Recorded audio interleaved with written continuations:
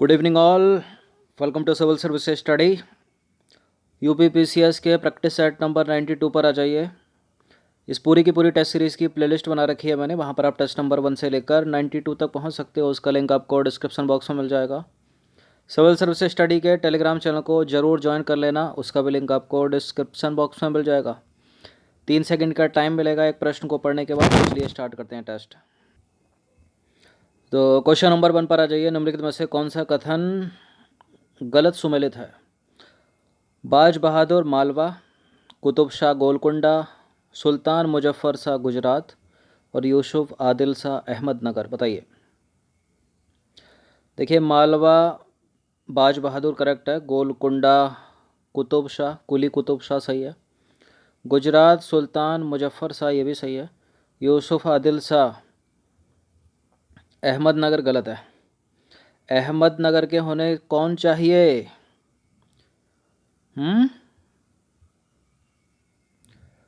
मलिक अहमद। ठीक है।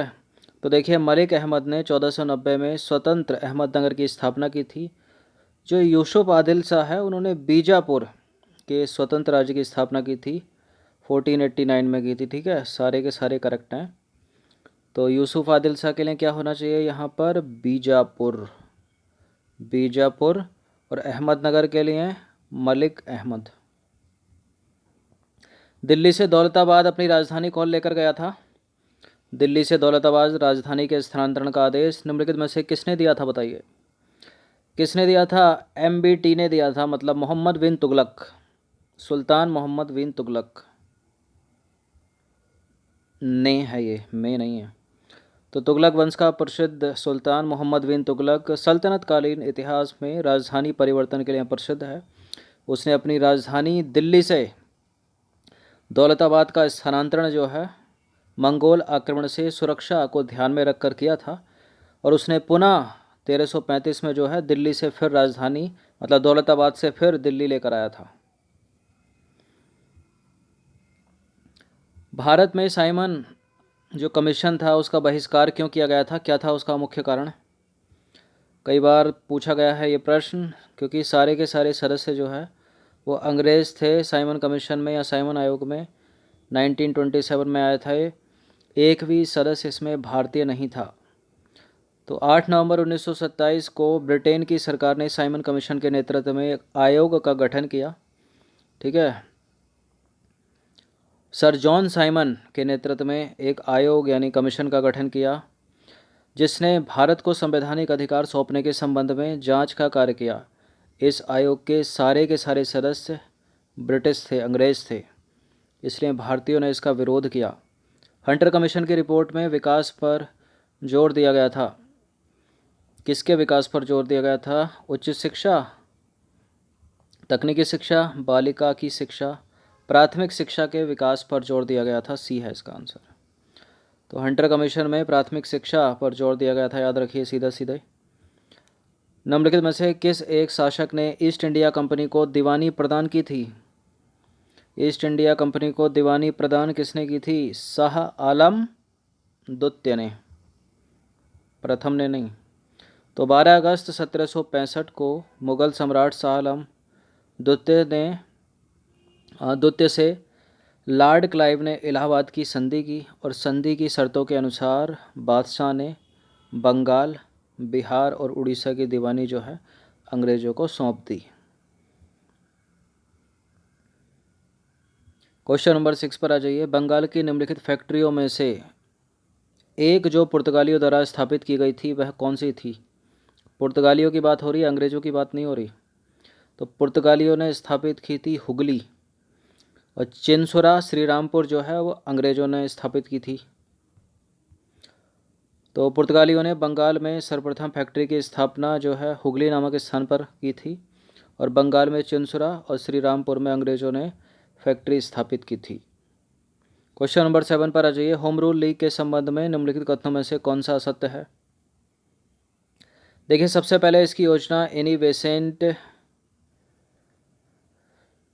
ने, ये से नहीं है, एनी बेसेंट ने 1914 से 1915 में प्रस्तुत की थी होम रूल लीग। तिलक की home rule league Maharashtra, Karnataka, Madhya Prant और बरार तक सीमित थी। ये सब याद रखना है आपको। तिलक द्वारा स्थापित होम रूल लीग अधिक शक्तिशाली थी। तिलक और एनी बेसेंट के मतभेदों के उपरांत भी दोनों लीग बनी रहीं। दोनों मतलब तिलक की और एनी बेसेंट की। इसमें एक असत्य है और असत्य है डी यहाँ पर। देखिए, तिलक और एनी बेसेंट में तो कभी मतभेद हुआ ही नहीं। ये गलत है स्टेटमेंट, ठीक है। ये करेक्ट है, ये करेक्ट है, ये करेक्ट है। जो तिलक की लीग थी वो अधिक शक्तिशाली थी और तिलक की home rule league Maharashtra, Karnataka और मध्य प्रांत तथा बरार तक सीमित थी। और सबसे पहले जो है शुरुआत इसकी एनी बेसेंट ने की थी 1914 और 15 में। देखिए, भारत में स्वशासन एवं पूर्ण स्वतंत्रता के उद्देश्य से पंडित बाल गंगाधर तिलक ने 1916 में पुणे में होम रूल लीग की स्थापना की, जबकि होम रूल का विचार जो है एनी बेसेंट ने पहले ही प्रस्तुत किया था, जो आयरलैंड की होम रूल लीग के नमूने पर आधारित थी। तिलक एवं एनी बेसेंट के विचार भले ही अलग थे, लेकिन भारत के लिए उनके उद्देश्य एक होने के कारण कभी उनके बीच मतभेद हुआ ही नहीं। ठीक है, तो ब्लंडर मिस्टेक है चौथे वाले स्टेटमेंट में। भारत में द्वैध शासन का प्रारंभ किया गया था, तो पता ही होगा आपको, 1919 में प्रारंभ किया गया था। वो 1919 के अधिनियम को क्या बोलते हैं, मार्ले मिंटो या मोंटेग्यू चेम्सफोर्ड? तो मार्ले मिंटो बोलते हैं 1909 को, और मोंटेग्यू चेम्सफोर्ड बोलते हैं 1919 के अधिनियम को। तो 1919 में हुआ था पहली बार सी। तो देखिए, 1919 के एक्ट से सबसे पहले महत्वपूर्ण परिवर्तनीय प्रांतीय स्वशासन में आया। ठीक है, महत्वपूर्ण परिवर्तन जो है प्रांतीय स्वशासन में आया, जो मांटफोर्ड सुधार या मोंटेग्यू चेम्सफोर्ड रिफॉर्म का परिणाम था। मांटफोर्ड रिपोर्ट में कहा गया कि प्रांत में पहले उत्तरदायी सरकार स्थापित करने के लिए कदम उठाए जाने चाहिए, जिसमें हमें अपने उत्तरदायित्व को ध्यान में रखते हुए उन्हें आधिकारिक, वैधानिक तथा प्रशासनिक स्वतंत्रता देनी होगी। इस उद्देश्य से प्रांतों में दोहरी प्रशासनिक प्रणाली प्रारंभ की गई। इससे प्रांतीय विषयों को दो भागों में बांट दिया गया। मोंटेग्यू चेम्सफोर्ड सुधारों को मांटफोर्ड सुधार के नाम से भी जाना जाता है। 1919। पूना पैक्ट कब हुआ था? पूना पैक्ट पर हस्ताक्षर किसने किए थे? इंपॉर्टेंट है प्रश्न, और इसको आपको डेट के साथ याद रखना है। कुछ चीज़ें हैं हिस्ट्री की, डेट के साथ याद होनी चाहिए। डेट का मतलब दिन, महीना और साल। ठीक है, तो पूना पैक्ट हुआ था कब? 1932 में, गांधी और अंबेडकर के बीच। ऑप्शन नंबर डी है इसका आंसर। और कब? सितंबर 1932 में। 26 सितंबर 1932 को गांधी जी एवं अंबेडकर के बीच पूना समझौता हुआ। इस समझौते के अनुसार दलित वर्गों के लिए पृथक निर्वाचन व्यवस्था जो है उसको समाप्त कर दिया गया था। समाप्त स्टेटमेंट बनाकर पूछते हैं कि अपना लिया गया था, तो अपनाया नहीं गया था, समाप्त कर दी थी पृथक निर्वाचन व्यवस्था विधानमंडल में। लेकिन दलितों के लिए जो है सीटें आरक्षित की थी। जो 71 सीटें थी उनको बढ़ाकर कर दिया था 147। इसके तहत केंद्रीय असेंबली में आरक्षित सीटों की संख्या जो है उसमें भी 18% की वृद्धि की थी। तो ये सब याद रखना कि 71 से बढ़ाकर कितनी करी थी? 147। क्वेश्चन नंबर 10 पर आ जाइए। वह दक्षिण भारतीय राज्य जो अपनी नौसैनिक शक्ति के लिए प्रसिद्ध था, कौन सा था वो? चोल था, चोल। तो देखिए, दक्षिण भारत के इतिहास में चोल साम्राज्य अपने नौसैनिक शक्ति के लिए सर्वप्रसिद्ध था। बंगाल की खाड़ी चोलों की मजबूत नौसैनिक बेड़े के कारण ही चोलों की झील बन गई थी। चोलकालीन अभिलेखों से चोल शासक राजेंद्र प्रथम द्वारा 1017 में श्रीलंका को विजित करना उसके सुदृढ़ नौसेना का स्पष्ट प्रमाण है। ब्रिटिश हाउस ऑफ कॉमन्स का चुनाव लड़ने वाला प्रथम भारतीय कौन था? प्रश्न इम्पोर्टेंट है, ये मोस्ट इम्पोर्टेंट है। इसका उत्तर है दादा भाई नौरोजी। तो भारत में धन निष्कासन का सिद्धांत करने की घोषणा जो है भारत के वयोवृद्ध नेता दादा भाई नौरोजी ने की थी 1866 में। और लंदन में ईस्ट इंडिया एसोसिएशन की स्थापना की थी इन्होंने। ये 1892 से 1895 तक ब्रिटिश संसद के सदस्य रहे। क्वेश्चन नंबर 12 पर आ जाइए। निम्नलिखित कथनों पर विचार करना है, दो स्टेटमेंट के साथ बताइए कौन सा करेक्ट है। लाला हरदयाल ने 1 नवंबर 1913 को संयुक्त राज्य अमेरिका के सैन फ्रांसिस्को नगर में गदर दल का गठन किया। इन्होंने इंग्लिश भाषा में गदर नामक पत्रिका का प्रकाशन किया। ये इम्पोर्टेंट है। गदर कहाँ? अमेरिका के सैन फ्रांसिस्को में। और कब? 1 नवंबर 1913 को। तो एक प्रश्न बनेगा 1913 से, एक संयुक्त राज्य अमेरिका के सैन फ्रांसिस्को से, ठीक है। और किसने? लाल हरदयाल ने। तो करेक्ट है पहला वाला स्टेटमेंट, और दूसरा वाला गलत है। तो देखिए, लाला हरदयाल पंजाब के एक महान बुद्धिजीवी एवं क्रांतिकारी थे। उन्होंने 1 नवंबर 1913 को संयुक्त राज्य अमेरिका के सैन फ्रांसिस्को नगर में गदर दल का गठन किया। इन्होंने गुरुमुखी भाषा में गदर नामक एक पत्रिका के माध्यम से जन जागृति पैदा करने का प्रयास किया। तो भाषा कौन सी है? गुरुमुखी, अंग्रेजी नहीं है। क्वेश्चन नंबर 13 पर आ जाइए। बहिष्कृत भारत क्या है? एक मराठी पाक्षिक है। कौन निकालता था इसको? किसने आरंभ किया था? बहिष्कृत भारत इंपॉर्टेंट है। महात्मा गांधी तो नहीं है इसका उत्तर, लेकिन ऑप्शन भी नहीं है, ठीक है, क्योंकि इसका उत्तर है भीमराव अंबेडकर बी। तो भारत में दलित वर्ग के नेता, भारतीय प्रारूप समिति के अध्यक्ष डॉक्टर भीमराव अंबेडकर ने मराठी पाक्षिक बहिष्कृत भारत को आरंभ किया। इन्होंने हरिजनों के उत्थान और उनकी दुर्दशा से भारत को अवगत कराने के लिए इसका प्रकाशन किया। इसका किसका? बहिष्कृत भारत का। क्वेश्चन नंबर 14 पर आ जाइए।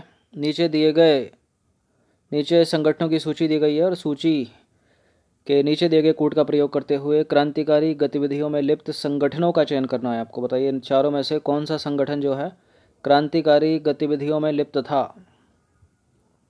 एक नाम याद आ रहा है, अभिनव भारत से BD सावरकर का, ठीक है। अनुशीलन समिति, सचिंद्र सान्याल का नाम याद आता है। तो अभिनव भारत और अनुशीलन समिति। न्यू नेशनलिस्ट पार्टी तो नहीं थी, इंडियन पेट्रियोटिक एसोसिएशन नहीं था। केवल 1 और 2 ही बनते हैं यहाँ पर, बी हो जाएगा इसका आंसर। तो देखिए, BD सावरकर ने भारत की आज़ादी के लिए क्रांतिकारी गतिविधियों के संचालन हेतु 1904 में, कब? 1904 में अभिनव भारत संस्था का गठन किया।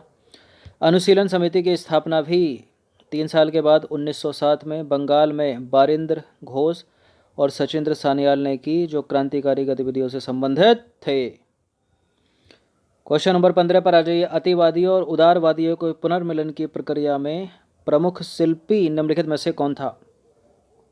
अतिवादी यानी हो गए गरम दल, और उदारवादी हो गया नरम दल।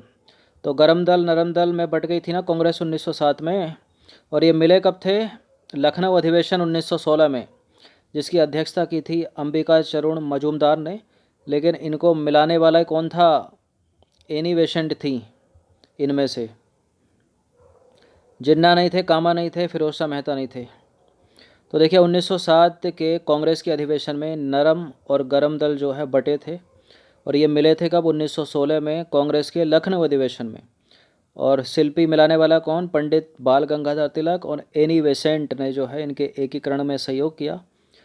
अब ये जिस अधिवेशन में मिले हैं लखनऊ अधिवेशन 1916 में इनका मिलान हुआ, और बटे कब थे? 1907 में, गरम दल नरम दल में। अब इस अधिवेशन की अध्यक्षता किसने की थी? 1916 के लखनऊ अधिवेशन की। प्रश्न इससे भी बनता है, इसका उत्तर है अंबिका चरण मजूमदार ने, ठीक है। तो 1907 में कांग्रेस नरम दल और गरम दल में बट गई, और 1916 में दोबारा मिली। लखनऊ अधिवेशन में कांग्रेस के लखनऊ अधिवेशन की अध्यक्षता की थी किसने? अंबिका चरण मजूमदार ने। और इनको मिलाने में कौन मुख्य शिल्पी है? पंडित बाल गंगाधर तिलक और एनी बेसेंट। तो हिस्ट्री के 15 प्रश्न थे ये, इनकी प्रैक्टिस एक बार तो कर लीजिएगा। धन्यवाद। हर दिन प्रैक्टिस करते रहें।